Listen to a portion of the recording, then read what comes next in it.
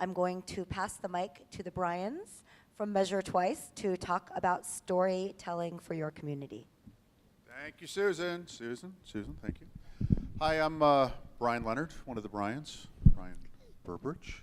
Hey there, I'm the other Brian, tripping over the corded mic. Thank you for coming out tonight. I know there's a lot of choices. You could be watching Empire on Fox. Thank you for spending your time wisely with us. There's people watching at home. You shouldn't tell them there's alternatives. Yeah, it's a rerun. Don't watch it. Anyway, thanks for coming out. I was thinking about this today. We live in a very curious time in that it's never been easier for us to connect with family, to connect with friends, to connect with strangers even halfway around the world.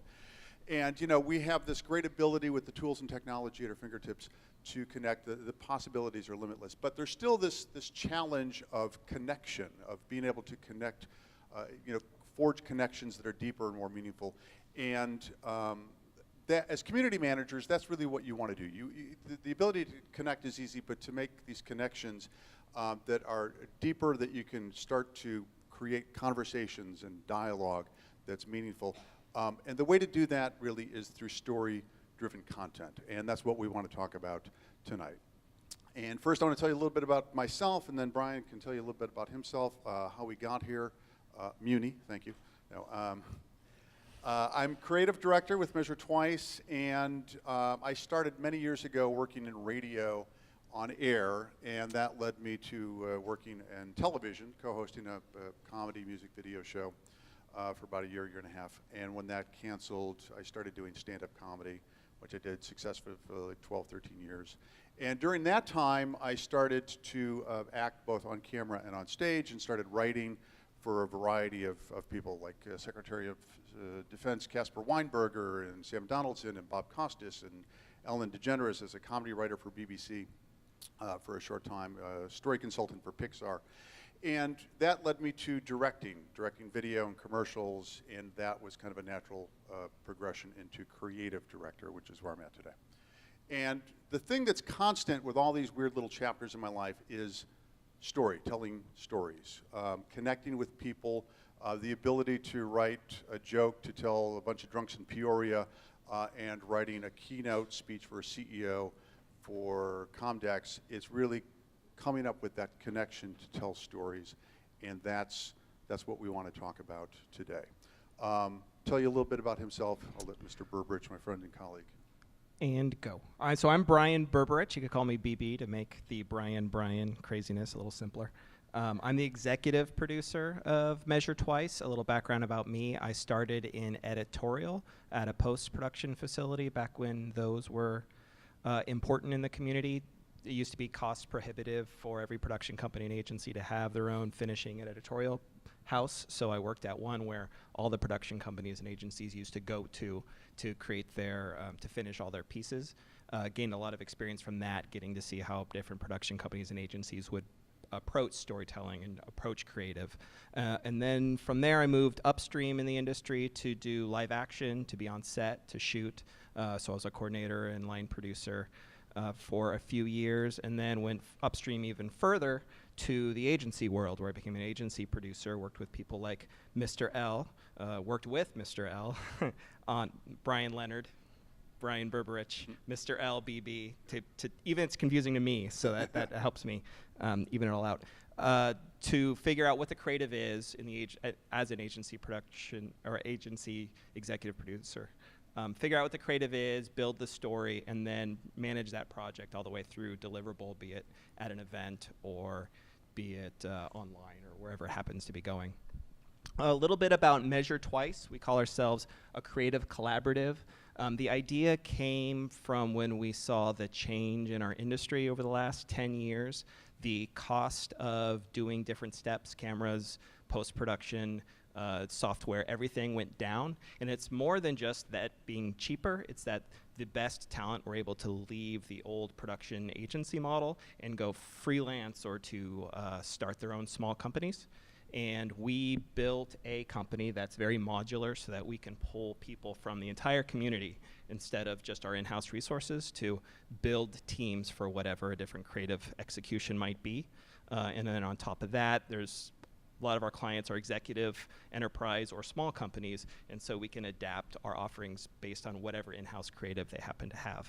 And then before we get started, so our expertise is storytelling in creating content. I do want to do a quick call out to last month's presentation with Scoop Out, or Scoop It, Scoop It. I was here last month. It was excellent. We're not going to reference it. You don't need to have watched it in advance to understand what we're saying, but I just want to let you know they did an excellent job of showing how to distribute content. So their presentation, along with ours of creating content, would be a really great couple things to watch and have a good sense of how best to both create as well as distribute content. And it exists on YouTube. Ours will exist on YouTube. So there you go. You got to watch them back to back all day. And so tonight what we want to talk about is why story and the power of story is so important, and why narrative is something that you should be thinking of as a community manager if you're creating content, if you're trying to connect with an audience in some real and meaningful ways. So we'll talk about the why. We'll also talk about what types of content.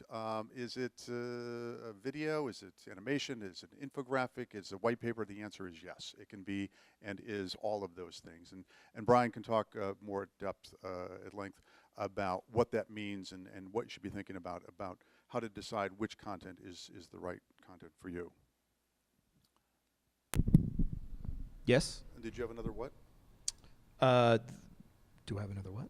Yeah, I thought you had another what. Okay. Oh, well, part of the what is what to create. Yeah. So, yes, that's the other. The what is what stories to tell and what mediums to use to actually tell those stories. So that was the second what.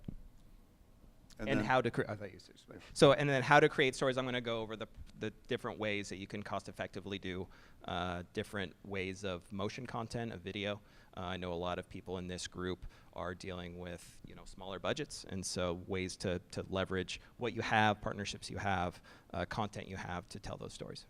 So starting off with why. Why are stories important? At the end of the day, really, humans need stories. We need them to help us make sense of the world that we live in, to share that understanding with others.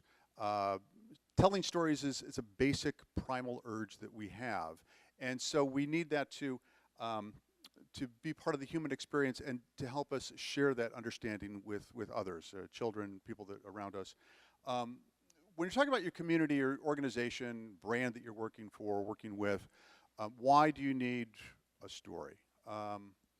Good question. If you are a nonprofit, for example, and you're solving real human problems, if you're relieving some kind of pain point, then you want to share that. And a successful brand or organization is built on relationships, and you forge that relationship through some kind of emotional connection. And to date, there's still no better way to make that kind of emotional connection than through the simple act of telling a story. And so why is that? Stories, it goes back, as I mentioned, it's a primal urge that we have. Every culture from time eternal, we bathe our children in stories so they can understand the world that they live in. We use those stories to put things into context. We tell stories every day. We tell stories to people that we work with, to coworkers, things that we read on Reddit, Tumblr, some crazy person that we met on Muni, and it helps contextualize, and it organizes the way and how we interact with the world.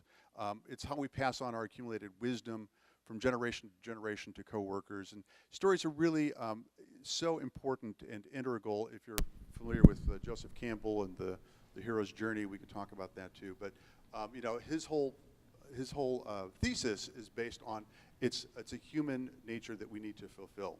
So let's tie that back to communities. There was a great study recently, a year or two ago. Carnegie Mellon did a study on the effectiveness and the efficacy of stories versus pure facts. So they were talking to a nonprofit organization, and this nonprofit was sending out a fundraising letter. And they sent out two versions of the letter. First version was a story about this young girl who was living in a third world country. And they sent out a second version, which was just facts, statistics about living conditions in this country, scarcity of food, access to clean water, what the conditions were for these people that live there. And so what they found was that the letter that told a story raised 118% more money than essentially the same story that was just fact-based. So it's really interesting, again, to tie back to communities, how that can make an impact on what you're trying to communicate and make that kind of emotional connection. So what is a story? Story will have a character or characters. The characters will have some kind of setting. The setting could be a time, or it could be a place. It could be a boardroom. It could be your house. It could be, you know, New Zealand. It could be any place. Story should have conflict. The reason, because humans like resolution. It satisfies something. So to have that kind of resolution, you should have some kind of conflict. And generally, a story will have theme. So it sounds pretty complicated. You're thinking, oh my God, you know, it's like, you know, I just want to talk about a new app that we're doing a release, and, you know, do I have to have Iago with Rodrigo and Othello? No, it doesn't need to be complicated. It doesn't need to be a bunch of characters on screen. It could be 140 characters in a tweet. It could be a simple email blast. It could be a simple little message. A great story, years ago, Ernest Hemingway was talking to some writers, and he made a bet, and he said that I can write an entire novel in 6 words. So he wrote, "Baby shoes for sale, never worn." It's a lot going on, 6 words. It's got all the elements of story. It's got character, baby, parents that wrote the ad. It has a setting. It has conflict, obviously. The character arrives someplace. Doesn't sound like a good place. And the resolution. Resolution doesn't need to be a happy ending, but it has all the elements of a story. So the point being is that a story can be as complicated or it can be as simple as you want it to be. Now,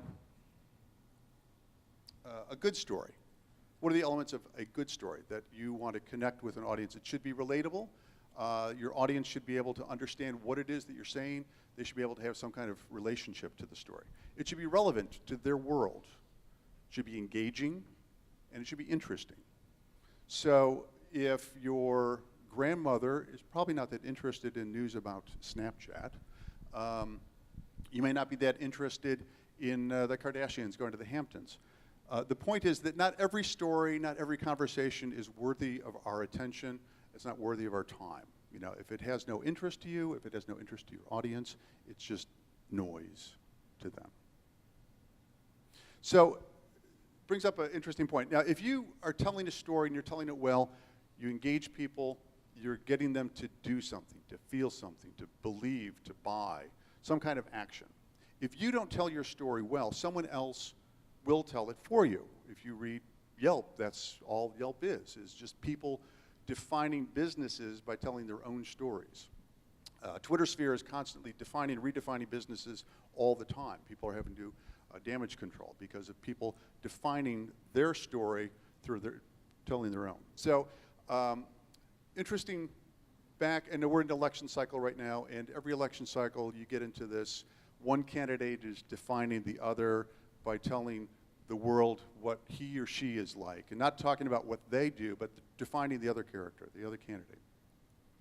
So I don't want to get into the current election cycle, but interesting, back in 1964, Lyndon Johnson, running for re-election, was running against Barry Goldwater. And so he ran this commercial. It ran one time, and he defined Barry Goldwater as this rabid warmonger. And this commercial only played one time on CBS. And Barry Goldwater never came back from this. He lost his biggest loss. And in large part, this is considered, you know, the best political ad ever made. 6, 8, 9, 9. 10, 9, 8, 7, 6, 5, 4, 3, 2, 1. 0. I mean, you know, These are the stakes. To make a world in which all of God's children can live, or to go into the dark. We must either love each other or we must die. Vote for President Johnson on November 3rd. The We stakes wanted are our first high video to for be you on a high stay note. home. I mean, some of the production, you can laugh at some of the production value, but it's a really powerful message, and it's an example of one person defining another, and Barry Goldwater was never able to come back for that. Now, 20 years later, kind of inversely, Ronald Reagan was running for election, and he did something completely different. He defined himself. He ran this commercial.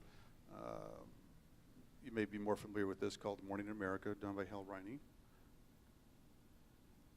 And it was all these positive images of America. It's morning again in America. Today, more men and women will go to work than ever before in our country's history. With interest rates at about half the record highs of 1980. So it's all this sunny optimism Nearly 2,000 about what families America today will is, what America could be. And so Walter Mondale, who he's running against, he found it impossible to run against this upbeat campaign. And somebody had said, if Walter Mondale tried to run against this, he wouldn't be running against Reagan, he'd be running against America. And needless to say, Walter Mondale lost. So here's two examples of, if you don't define yourself, define your own story, create your own narrative, someone else will do it for you. Under the leadership of President Reagan.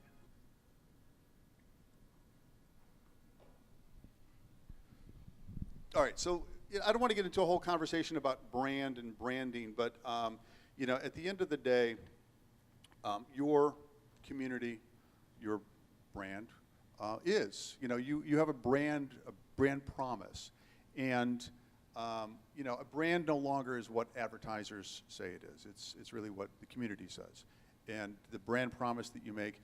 If you don't keep it, if your community doesn't keep the promise, isn't true, and isn't authentic, the world will tell you. The brand is no longer what people say. It's people say when you walk out of the room.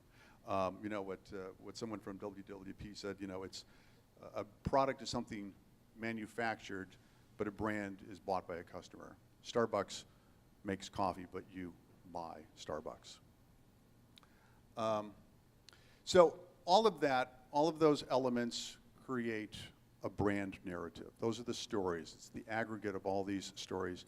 And that's what makes the emotional connection to your audience. And that's why a brand and brand narrative is so important. Now, I want to show another example. This is something that I worked on for Google. They have a community partnership program. And what they wanted to do is to tell the story, not of what work Google did, but tell the story of the people that did it, because this is a recruitment video. And they wanted to bring people into the fold by people watching and go, yeah, that's me. That's what I want to do. That's what I can do. So it's a story of, I got this.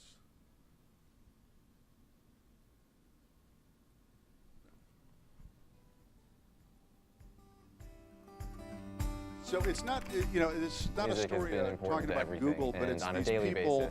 He's a musician, make up and probably he did about outreach 8% to of other my life. musicians. The other So 20% is mostly it's about dysfunctional, passions. just staying alive. Being an activist comes from being conscious about your everyday surroundings. I have a passion for making sure that people who are marginalized get to be included. Science has always been cool. I wanted to be an astronaut when I was growing up. I started beekeeping when I was about 13 years old. I got a Bachelor of Science in Biology, so I'm kind of a geek. I want to look back and know that I created a community for women in science and women in technology to continue to do awesome things every day. Every musician is trying to share music. To be able to do that on a large scale, I think that's fantastic. Growing up with a lot of different dynamic personalities really made me have a hunger for connection. The Community Partnerships program allows me to think really big. It enables me to learn so much about how to communicate with millions of people at once in a rapid way. When I can turn to something like Google Plus and be able to talk tech or talk beekeeping with people that get just as amped about it as I am, I think it shows why we all need to connect. The Community Partnership Program exists. So this goes on, but I just wanted to show, this is an example of telling a story through the lens of three individuals, as opposed to this is the Google story. And these are three individuals who've got passions that they're able to bring into the work and bring into the workplace and bring to the communities every day and do outreach. And they found this to be a very successful recruitment tool, and is an interesting way to kind of spin it, as opposed to talking about Google. Let's talk about the people behind that are powering the communities. All right, so now we've convinced you that you need to tell stories. So what, how, what method, how are you going to do it? A lot of these you do already. I'm just going to go through them fairly quickly. And then some of these maybe are things that you may want to do more of. And we'll go through some tips and tricks on how to get there. So social post, we have at least a few people in this room doing them as we speak. They're quick, they're simple, they're good for news, they're good for links, they're good for immediate events. They don't take too long, they don't cost much money. They're the ones I think in this room, you probably all know, honestly, more than we do, how much you can leverage a normal social post. Then going up the scale a little bit, you got a white paper. White paper, we actually created a white paper for this as well that we'll be sending out later to go over, some of the content that we're going over here. Costs a little bit more time, costs a little bit more money. These tend to be for your super users, for your brand advocates, for people who really care about your brand and are well invested. Moving on, there is data visualization. So a lot of times you'll get statistics, maybe the same statistics that go into a white paper, but white paper can be dense you want people who really care about your brand or really interested in the environment in which you're speaking, the theme. Data visualizations is simpler. It could be a GIF, it could be a pie chart, it could be anything, but those all audiences really resonate well with data visualization. You'll want to get your designer in on those. But again, all these should have a story structure. Think of who your audience is, what the theme is, who the characters involved are. Then going a little bit more into our expertise, you have an explainer video. An explainer video can be someone talking about a product or someone talking about a brand. They're very often like the digital whiteboard looks. They're good for product tutorials, brand education, technical stories. These tend to be for people who are really close to buying into your product or engaging or, new customers, qualified leads, somewhere along that line, who really want to know how this works or what the environment is before being a full advocate or a customer. Videography. You can see we're doing right now. We're actually going to be fairly reflexive over what we're doing here.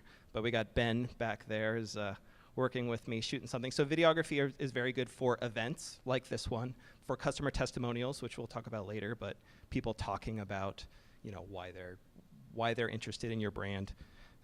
They cost about the same money as an explainer video, same amount of time. They could be fairly short. These are the type of video content that we really recommend all communities get more involved with. Now we start to get to the more expensive stuff, which you want to use more sporadically, but you have animation. Animation is really useful if you're telling a story that's cost prohibitive to shoot. They're also really great if you're talking about a product or a theme as opposed to a character. And if you are talking about a character, you have live action. So think a Coke commercial, think anything that'd be for all audiences to really get some brand recognition. And these are definitely character-based. Like even if you have a Coke commercial, you think it's about the Coke, but it's not. There's someone who's enjoying the Coke. There's a party that they're being involved with because of the Coke. Live action is people really resonate with characters because they're real people that they're seeing as opposed to, animation, which are characters. And those are a few ways to tell stories. Now to how creating video.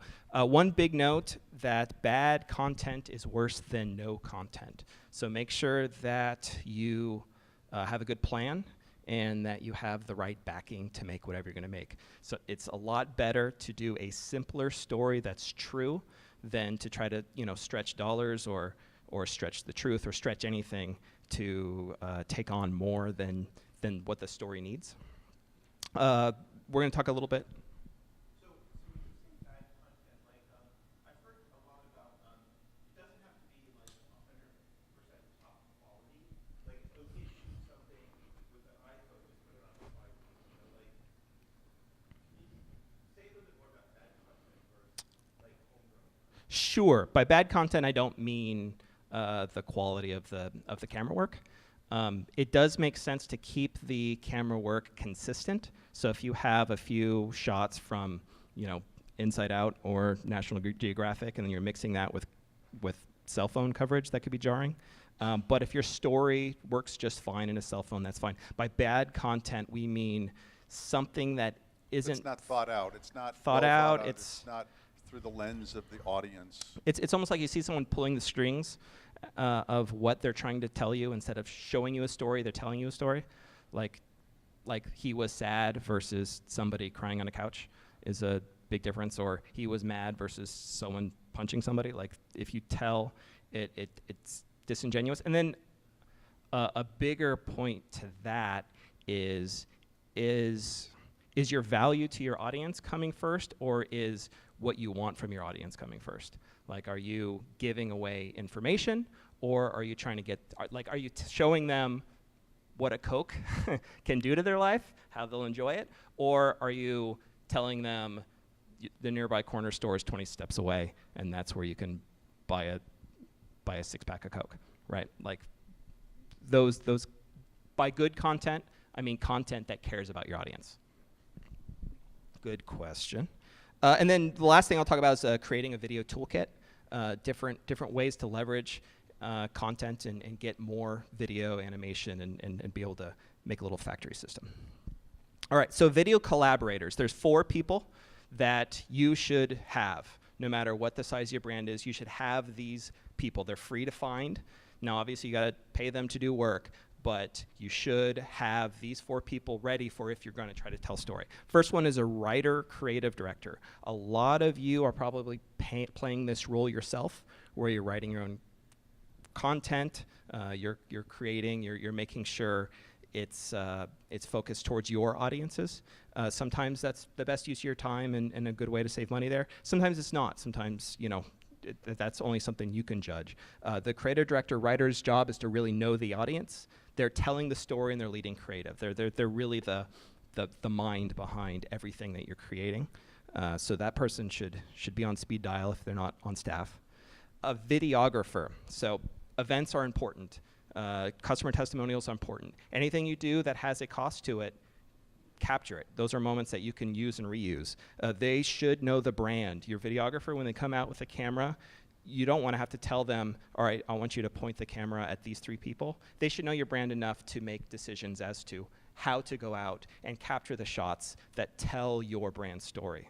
They're going to document events, they're going to collect moments, then they're going to get some testimonials. Third person, editor.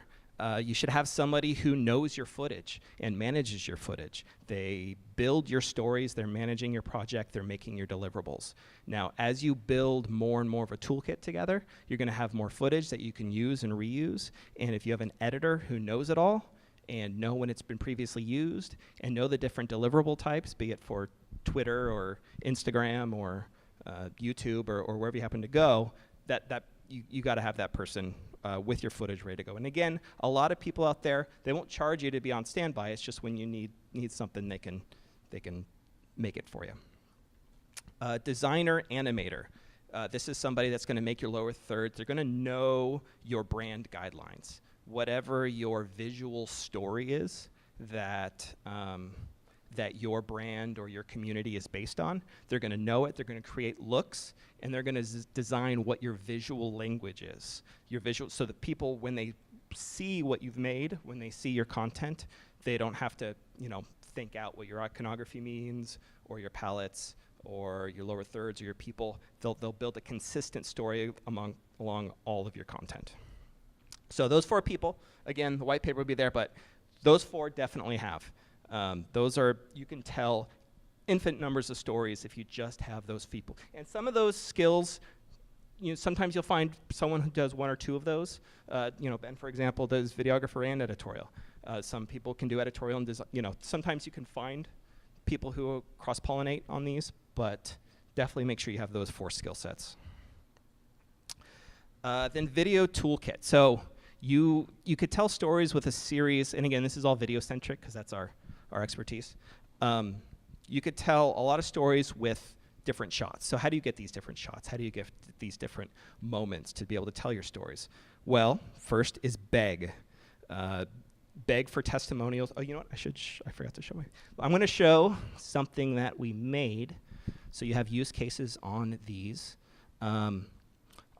First, a brief oops, I closed it. First, a brief disclaimer on this. We're very happy with how it turned out.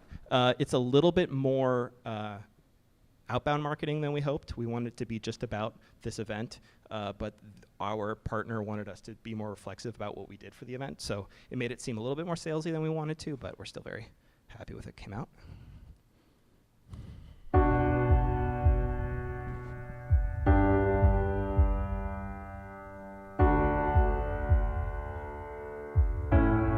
So all this hubbub going on behind me is because we're at CinemaCon, which is the world's largest cinema convention.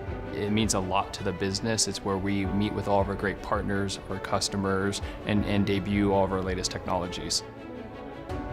Barco here have built an amazing showcase of all of its technologies, and of course, Barco Escape. Barco Escape's a 3-screen, panoramic, immersive experience. So where traditionally you've only had one screen directly in front of you, Barco Escape brings 2 side screens in and 2 additional cinema projectors to create a completely panoramic and immersive format. What's different about it is the sense of immersion, the sense of being inside the movie and not just at the movie. You suddenly have this tremendous way to tell stories in a new way. And you can also use the 3 screens independently of each other to tell stories within time and space in different ways. There's a lot of challenges when you're starting to create demonstration content to show at a show like CinemaCon, where people are coming in and they want to learn quickly what are all the capabilities. That show the visual characteristics, show the storytelling characteristics, show the narrative characteristics, and show the technical capabilities of the format. Having a very short, very refined piece that actually tells that message, that actually explains what is Barco Escape. Kind of it's our opening credits.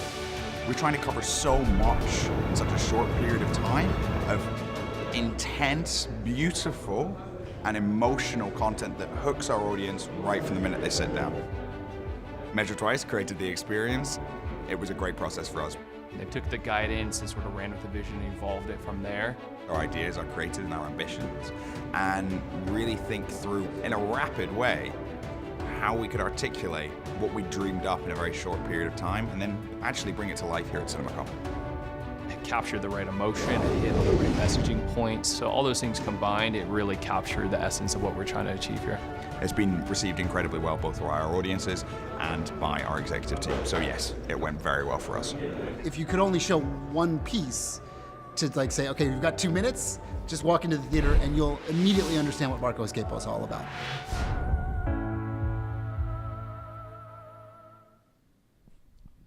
So that testimonial was actually really cheap for us to make.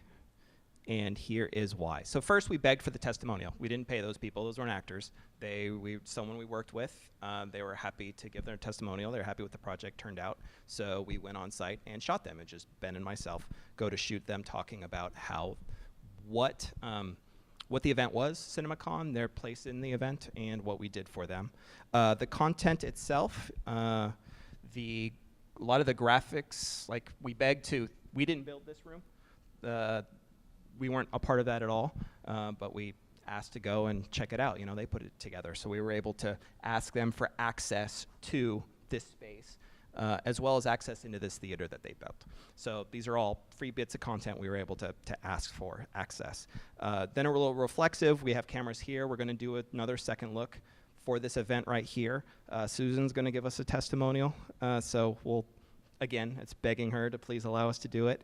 We've asked permission to film in this space. That's where we are. And again, these are all free ways that we can get content. Borrow. This shot and this shot we didn't get. These are high production value pieces that we were able to borrow from our partners' content. This right here is content that we did build, and it took a lot of time and a lot of money to do. But for this piece, it was already built. So again, we got to borrow from previous bits that we made to incorporate into our own. But the important thing is to always tell new and differently. These bits of content were told in a different way in the demo that we made than in the testimonial that we were just showing there. Same here, we're going to be using Meetup content for the second look. Same idea, we're going to be borrowing from you know, the website, and we're going to borrow a little bit from, you know, everywhere to get our next second look piece together. Steal. Happy to say we stole from Caesar's Palace. So the event was at Caesar's Palace, and we had our camera, and they were there, and so we took that exterior shot of Caesar's Palace. We were allowed into the Barco spot of CinemaCon, but we went through the whole part of CinemaCon and stealing shots. You know, there's risk reward, there's permission forgiveness. You don't want to steal, you know, pretty nasty shots that you could get in trouble for. One big shot, this image right here, tells a lot about what we do as a company. It's, you know, audience engagement. And I don't know this person. This person doesn't know Measure Twice. I believe that the longer it stays that way, the better it'll be. He's a great part of our brand. And again, we're, you know, you don't tell who he is, so it's a little, it's a white steal, I like to call it. But and then here, so we shot out exterior of this building. We're shooting San Francisco for the piece that we're making right now. Those are ways that you can get content for free, but just, you know, within reason, of course, if you're stealing anything.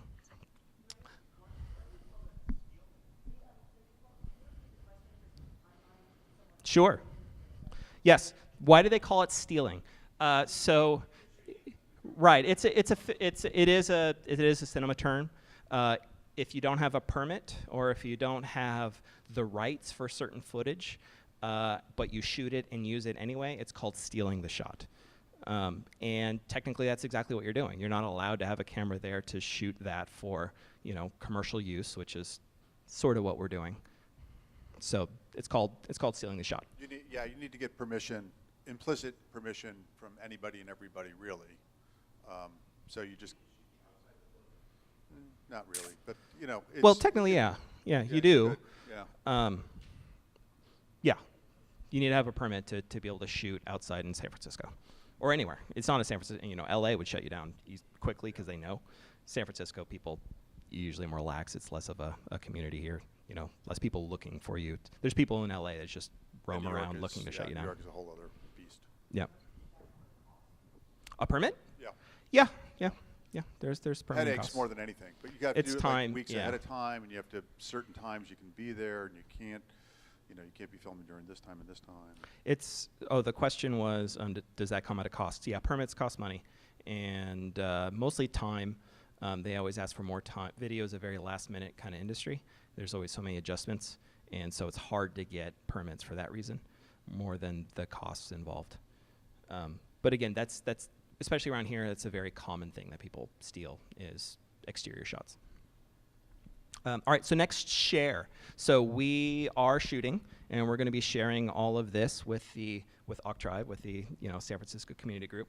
They're going to be sharing their footage with us. That's a great way to get extra content, is to share it with your partners, with your vendors. If you share first, you could find it's a lot easier to get those sort of shots. For example, Ted Chilowitz is the creative director of Barco, so we shot an interview with them, and they ended up using that footage for their own piece. And then these shots here, they actually shot our Barco shots, and they share their footage with us. So get a good share relationship with everyone, your partners. You're able to get, and again, your editor will now have all of these in their toolkit. They'll have all this footage that they can purpose and repurpose for their future stories. And then this is the most important thing: is multiply everything you do. Multiple deliverables. Just think of multiple ways you can make it. For example, this piece you just saw. First, it was a paying gig. Barco paid us to make that content for them, right? And then on top of that, we leveraged that same footage and that same opportunity to make our second look. That's the series we call this, Second Look. It's a customer testimonial series we have, but we use that exact same content right from the get-go. We knew we were going to make it there. And then on top of that, we have our demo reel, which we make every year. So these three pieces of content we know we're going to be pulling out from this one project. So every project, think of multiple deliverables. Do these agreements in advance and collect on them immediately. You'll find that your partners are very willing to add on another 30-minute interview or sharing content if you talk to them in advance. And then if you collect on them right away, it goes real easy. If it trickles on is when it becomes in the rearview mirror. It's harder to get this kind of content. So for example, for this one, this presentation is also, like I said, going to be our second look. So not only are we presenting here, which is giving us, value and eyes on us, we're also going to make a second look, which is more content for us to put on our own community channels. And some closing thoughts. Back to good content versus bad content. Make sure your content is relevant. Everything should be relevant to your audience. Everything should be relevant to your brand. If it's just a piece of content because it's funny or it's cute, it's not valuable. And then trust yourself. The role that you play as community managers can never be replaced. You get the fanciest agency or production company in the world. They still need you to help direct what their brand is, who their audience is, and to make sure that your message is being told. And probably the most important question, the gut check of asking yourself, why am I telling the story, and am I telling it to the right reasons, for the right reasons, to the right people? It happens all the time where I get a client and they tell the story. I'm like, that's great, but you know what? You already know that story.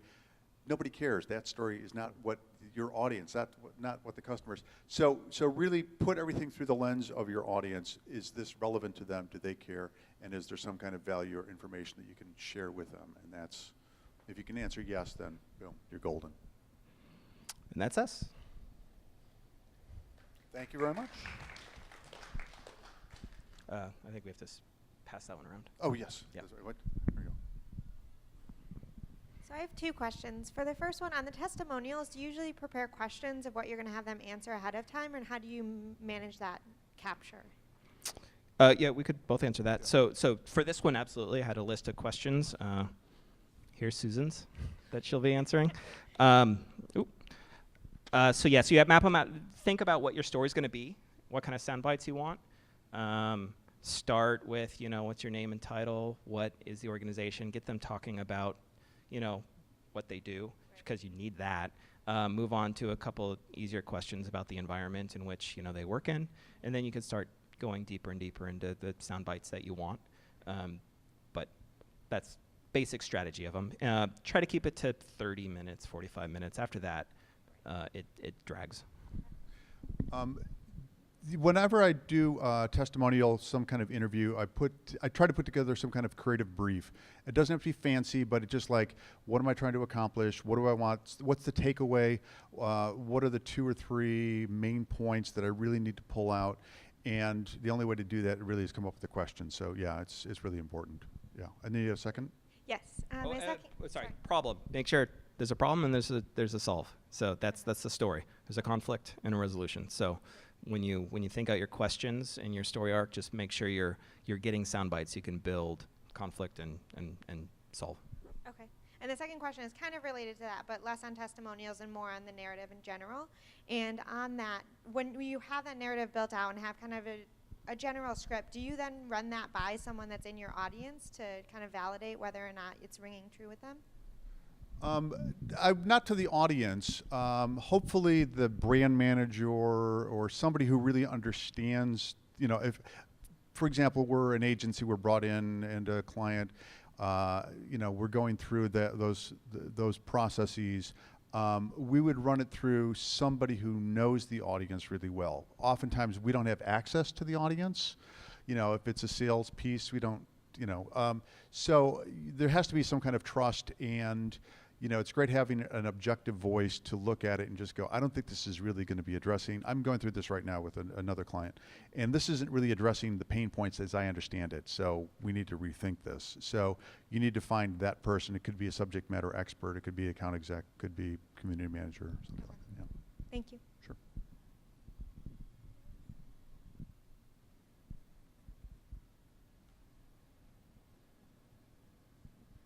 How hard would it be to do a 3-minute little animation of Benjamin Franklin talking to the new administration in January, saying, we gave you a government and look what you have done with it?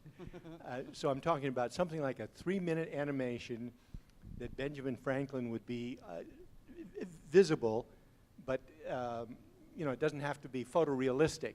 But we'd all know who he was and what he was saying, and some background shots of the current Congress. Is that something doable?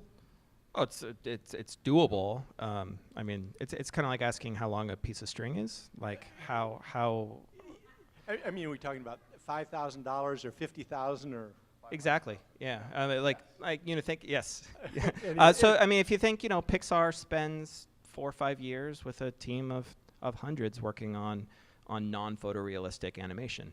On the other hand, if it's something, so there's some tricks you can do if they're more like Flash-like. If they don't animate as much as they are caricatures, think South Park. Like that kind of animation can be done more simply because you don't have any tricky movements to do. Right. But if you get more towards the Simpsons, then you're going more towards the $30,000-$40,000 range because people are actually animating. They're actually moving more so than they are just kind of jumping between movements. And then you could go on to the Pixar world where you don't really want to think about what kind of money they're All dropping. right, we'll talk later. And but to add to that, and this kind of ties into your question, if it's, there's a thing at Google, they say, it can be scrappy, not crappy. So if the story is a really interesting story about Benjamin Franklin talking to the current administration, and that's done well, the story's done well, people are very, very forgiving if the animation is scrappy. If it's just like stick figures, that's fine. But, if that's all you got going is the animation, the story kind of falls apart, then you've got nothing to hang your hat on. Any other questions? Oh, okay. We're ready to read some online questions. Oh, okay. Lynn, who's online tweeting right now, asked, what is the normal length audience attention span for a sales promo video that tells the story of someone offering professional services? I'm sorry, I lost track halfway through the question. I'm kidding. That was a joke. Attention span, see? Good question. There's I've seen lots of metrics that the attention span is getting shorter and shorter and shorter all the time, and that after 2 minutes, the video drop-off rate really, it's like a hockey stick, and that's a very broad strokes, but it's not long. So most videos that I work on, I try to keep under 2 minutes, and there's always exceptions, and sometimes 8 minutes is what you need to tell the story, but it's not long. And we talked about not talking about the sales funnel, but I'm going to talk about the sales funnel. So it depends on how also far along they are in the buying process. Like if somebody is just learning about your brand for the first time, keep it short and tell them what the problem is, what the solution is, but don't tell them what buttons to push to get there. And then if this is a video that's meant to get somebody who's ready to buy into actually buying and the specifics as to why your product or service is better than then you can spend a little bit more time with these audiences because these are people that are late in the buying cycle. So it's just the marketing of where they are in place. But yeah, 2 minutes is a good barometer. I think it goes down, after a minute.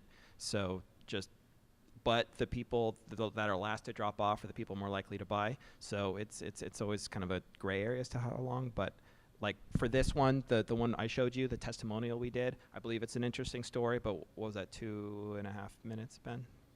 Yeah, 2.5 minutes, and that's as long as we'd ever want to make something like that. Good. Yeah. All right. Well, you have 1 less minute now to work with.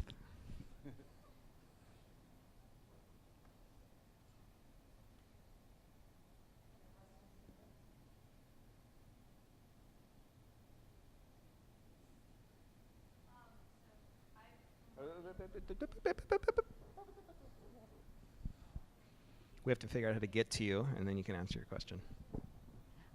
So I work with a lot of volunteers, and I usually try to equip them with resources to write on our behalf and tell their stories. So could you talk a little bit more about like what kind of prompts you should give to volunteers in order to help them tell their story better with your brand in mind? Do you a really great resource, and it's not an easy one, it's not a quick one, but a brand toolkit that has, and this is something that you can do with internal resources, but you need to be very, very thoughtful about it. And it really lays out the visual guidelines. People think of brand guidelines as here's the logo, here's how you placement, and it really needs to be much more involved in that, more than the color palette. It's the tone of voice, It's, we like these words, we don't like these words. Here's a problem, this is how we write about it. Here's a solution, this is how we write about it. So anybody that looks at it gets a sense of the tone and the voice that you want to project. And if you do that clearly and cleanly, you're miles ahead. And that doesn't happen often enough, but nonprofits need it just as much as, you know, Fortune 100 companies. They really do. Sure. Speaking of nonprofits, I have a question about soliciting video testimonials from your constituents, in our case, high school girls. Turns out it's really hard to get high school girls to send you videos of themselves. I did not think that would be a thing, because they're putting videos of themselves on the internet all the time for each other's consumption. Sure. But getting them to authentically talk about some leadership skills that they learned at a summer camp, like 2 of them did it, and that was after 5 emails directly from our executive director, who they've known since they were in 6th grade. Like, kind of blew me away. Yeah. And the ones that did it turned in these beautiful, amazing diary, you know, the 2. So do you have, maybe outside the users of a high school age, do you have best practices for if you're having people, they'll definitely be amateur, right? An iPhone, probably not even on a tripod, but some best practices. So here's what we did, because I thought it was going to be great. We actually made a test video. One of those high schoolers was in our office, like helping us volunteer, pack boxes and things. And so we just grabbed a phone and shot her in front of a brick wall, and she goofed up a couple times, and we included those goof ups, and we were like, tell us your name, make some funny faces to loosen up your face, and then answer one of these 5 questions. And that was it. That's great. And I was like, great. That's great. Okay. But like. Yeah. No, I mean, I think that's great. And actually, so 2 out of 5? 2 out of 11. Okay. I was going to say 40% is not bad. It's easy to say no, and it's awkward. People are very self-conscious about taping themselves, and it's probably not practical to have them come in to tape them. Yeah, no, they're all over the country. Yeah. Yeah, I don't know a best way.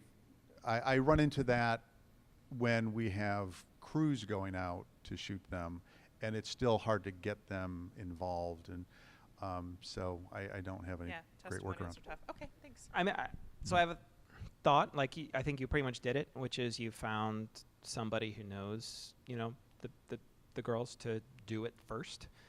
If you can try to grow it that way, even if it's artificially, I think that's a good way to start. You know, the ALS challenge, tons of people poured ice water over their heads and filmed it, right? That was, the reason is because their friends did it, and their friends coerced their friends to do it, and it grew that way. So if you can make it, and this is, you know, similar to community building, if you can make this something that becomes a cultural thing, and I know that's hard, but, you know, if you Literally get a few everybody more, in the nonprofit world wants their ice bucket challenge. oh, for sure, yeah. But I'm guessing, you know, that started with a few friends inside of that organization that did them. And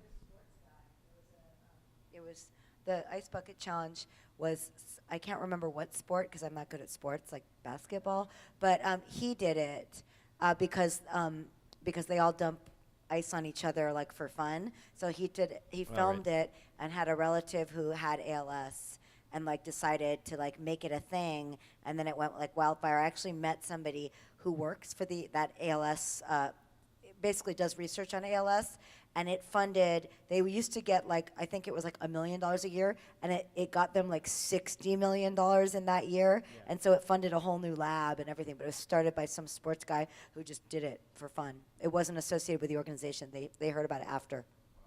so you could get a famous sports guy to get started, I'll or get on or find their friends and, you know, build who a knows movement Billie that way. Jean King. Not kidding. She's sponsoring research. We believe you. But so I have a theory, and since you're the experts, this is my theory. The Ice Bucket Challenge was not just about it's super embarrassing and people were willing to be vulnerable, embarrassed, and shrieking when ice was on them. I think it's because they're the hero of the story. The person who takes the challenge is the hero. And everything else that we try to get people to do, whether it's retweet on a hashtag or whatever, if they're not the hero, I don't think they're going to do it. Yeah. And you know what, I talked very briefly for like a nanosecond about Joseph Campbell and the hero's journey. And that is a really, really, really important aspect of storytelling. I'm thinking mostly for corporate, but for nonprofits, really just as much. Too often people write the company as the hero. We're solving the problem. And what you need to do is, no, you are giving the audience the tools to be the hero. And it's a really important twist. And so if you can get, your high school girls to come across as the hero, and it sounds like you are, but that's a really important, and that's how you get people emotionally invested, the audience. So you really hit on something. Okay. Dig deeper and find the way for them to shortcut Yeah. to that. Yeah.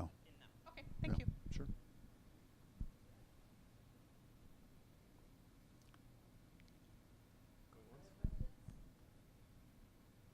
All right. All right.